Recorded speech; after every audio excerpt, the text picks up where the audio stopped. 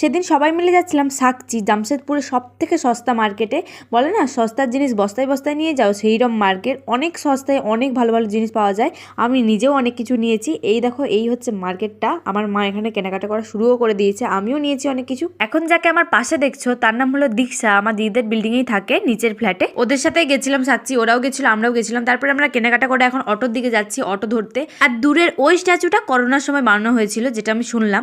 তারপরে আর কি আমাদের কেনাকাটা করে এখন আমরা বাড়ির দিকে যাচ্ছি, মানে ওদের ফ্ল্যাটের দিকে যাচ্ছি। আমি তো ঘন্টার পর ঘন্টা দীক্ষাদের ঘরে গল্প করেই কাটিয়ে দিই, ওরা খুব ফ্রেন্ডলি। আসলে সবার সাথে তো সবার ভাইবস ম্যাচ করে না, ওদের সাথে খুব ভালোভাবেই আমাদের ভাইবসটা ম্যাচ করে। যেগুলো হাতের সামনে আছে সেগুলো আমি দেখিয়ে দিই। এই রুমালটা নেওয়া হয়েছিল, হোয়াইট কালারের কুর্তিটা নেওয়া হয়েছিল, এই মেকআপ পাউচটা নেওয়া হয়েছিল, এটার ভিতরে আরও অনেক বক্স ছিল।